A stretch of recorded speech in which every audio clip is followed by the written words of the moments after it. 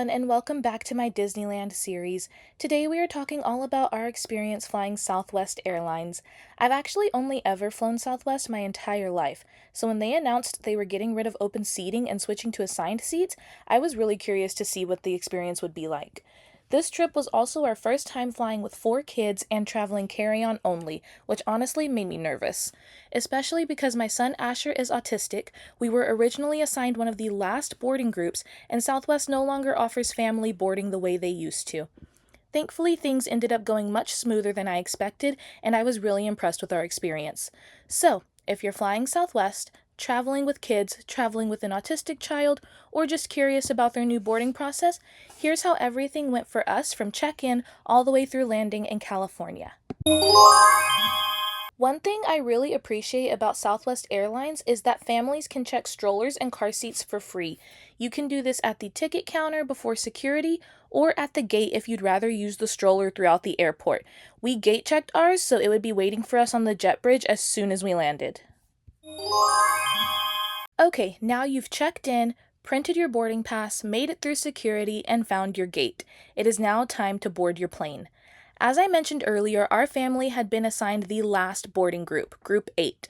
Normally, that wouldn't be a big deal at all, but for our family, it was a little more complicated. I know some families actually prefer to board last with their young children, and that just works better for them. For us, with Asher being autistic, we absolutely need that extra time to get him on board, familiarized with his seat, comfortable with his seatbelt, and to just adjust before there are too many people on board. Southwest no longer offers family boarding the way they used to. Instead, they offer pre-boarding for customers with disabilities or anyone who needs additional boarding assistance. Even though Southwest states only one person will be able to accompany the disabled passenger, I just explained my 5-year-old is autistic and asked if we could pre-board. The gate agent immediately said yes. I then asked if our entire family would be able to board together since it was just me, my husband, and our 4 young children. I am so grateful they also said yes to that without hesitation. We had a backup plan just in case, but I am so thankful they were able to accommodate all 6 of us this time. It changed the whole entire flight for us. I can't guarantee every family's experience will be the same as ours, but it never hurts to politely ask. Once boarding began, it was surprisingly quick. I had heard stories that assigned seating actually slowed down Southwest's boarding process, but that wasn't our experience at all, and both of our flights were completely full. The boarding process was very efficient, and I feel it was faster than when we would board with open seating. I think people choosing and changing their mind while on board made it take longer.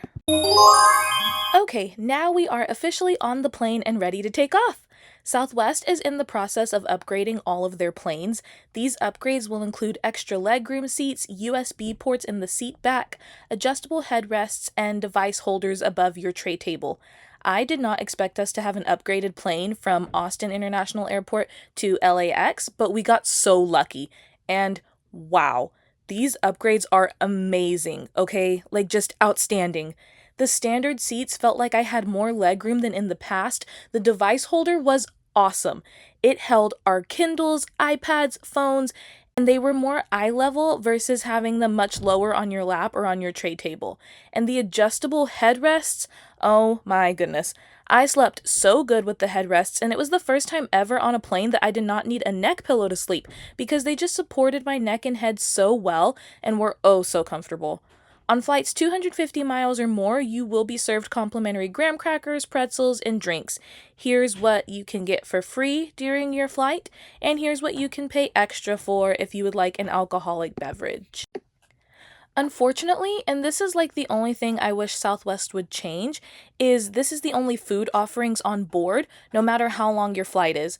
I do wish there were simple, heavier options available for purchase, maybe like a snack pack, fruit and cheese tray, or sandwich or something like that. Southwest Airlines doesn't have screens in the back of their seats. They do offer tons of free movies, TV shows, and even live TV for their in-flight entertainment. They offer a great range of movies from classics to new releases like The Housemaid, Wicked for Good, and Zootopia 2. To access the in-flight entertainment, just turn on airplane mode on your device, connect to Southwest Wi-Fi, and then open up your Southwest app and click on Flight Entertainment, and it will guide you right through. Southwest also has just introduced free Wi-Fi for Rapid Rewards members. You can sign up for the Rapid Rewards for free on the Southwest website. You can then connect to the free Wi-Fi the same way as accessing the in-flight entertainment. Just sign in with your Rapid Rewards info and password when prompted, watch one quick ad, and then free Wi-Fi for the rest of your flight. Now, on the flight to California, the Wi-Fi was extremely slow and eventually stopped working altogether, so I switched to their free movies and ended up watching Jurassic Park 2 until I fell asleep. The Wi-Fi seemed to work for simple things, like if I needed to look something up on Google, but then trying to stream Hulu on it just did not work at all. It buffered a ton until it just cut out altogether. On the flight back from LA, the Wi-Fi just would not work at all, even for simple web browsing. They also offer the option to buy Wi-Fi for $8 per device. We used this once on one of our previous flights years ago, and I didn't notice any trouble at all with the paid Wi-Fi. It worked perfectly.